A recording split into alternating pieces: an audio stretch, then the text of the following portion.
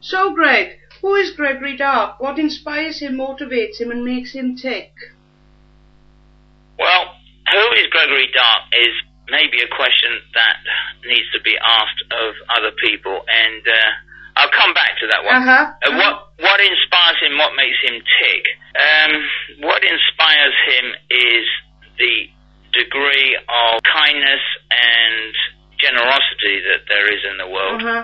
What makes him tick is wanting to see that extended and not squashed. I think it's not rocket science to say that we are in a time of crisis. What seems not to be happening, however, is that people are not actually addressing central issues. They're fudging over issues. They're pretending to address issues. They are spinning the fact that issues are being addressed, and they're not being addressed. And what makes me tick, I suppose, is a desire that the problems that we have got are actually faced and not pretended to be other than they are, and nor that old solutions are going to be are going to help us get out of present day problems. Okay. Has writing changed your life and the way that you see life? Well, not really, because I've been writing for pretty much all my life. I mean, I wrote my first poem when I was 5. I wrote my first novel when I was 11, and it's been very much a part of the private life of Gregory Dark, even whilst I was working in the film industry, and not apparently giving any time to writing. I would still go off between films and write poetry for myself. Writing was, I suppose, always cathartic for me in that kind of way. What is different over the last years is that I've stopped writing exclusively for myself and started writing for, I hope, a wider audience. In your books, Greg, you look at the world around us and make people think hard about the world and their place in it. In this context, have any of your books, your recent books, had an impact on you? And if so, which one in particular? The writing of any book has had an impact on me, and of every book. The process of writing requires, certainly me, and I would imagine any other writer, to consider theories that he might have had at an abstract level and at a very much more concrete level. And there is, for me, some kind of mystical thing that happens, and that's an inadequate way of describing it, but it's the only way I can think of so doing. I understand. When my pen touches the paper, and I write longhand, and there is some kind of magical, mystical, mysterious power that happens, but in that process, which does clarify things for me. And sometimes, when on really good days of writing, which aren't very many, but when I have really good days of writing, I am surprised by myself at some of the conclusions that I've come to when I finish that day's work. So it is. It certainly helps me to clarify things for myself, and I hope that it also will clarify things for people who are reading it. I know that I have been helped hugely by books like The Prophet, but also books like Gandhi's writing and Noam Chomsky's writing today, that he is expressing succinctly things that have been a miasma in my own mind. Can I just pick up on a point there?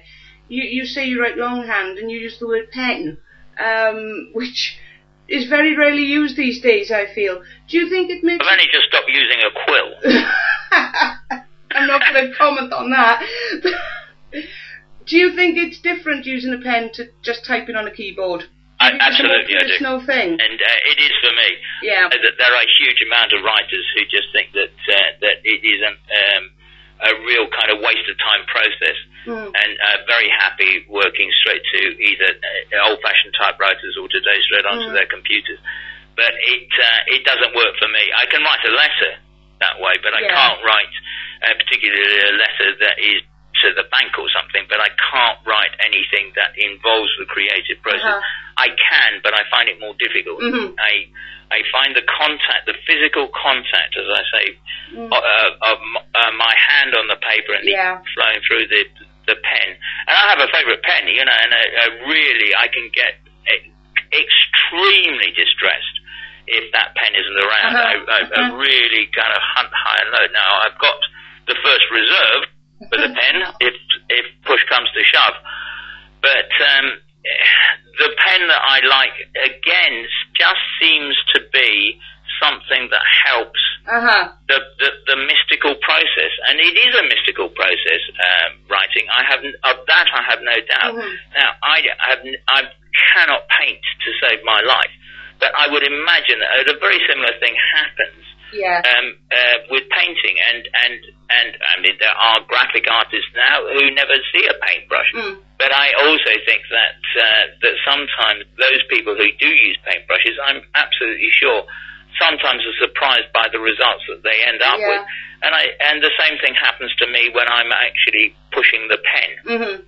Now, Greg, you've written books for adults, and I know with all books you were the first person that actually took on it, wrote books of fiction, not fact. And also you've recently written your first book aimed at a younger audience. Has there been a favourite between the two different approaches? Not really. I'm afraid I'm one of those writers who find the process of writing incredibly difficult. It's not...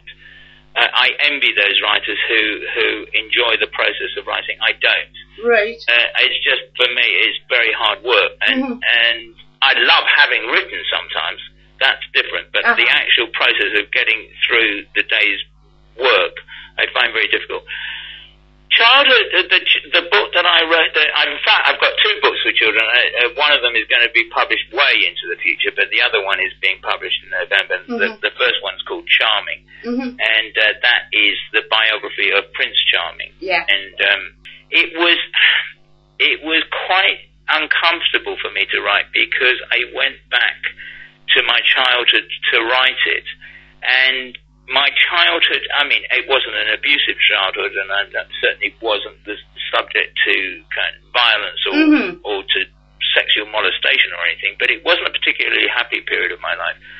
And being a child again, yes, had its own difficulties, but I'm absolutely sure that the only way that you can write for young people is by returning to your own childhood. It's no good writing from a position of being an adult for children. You need to write with the craft that you've learnt as an adult, but with the innocence that you had as a child.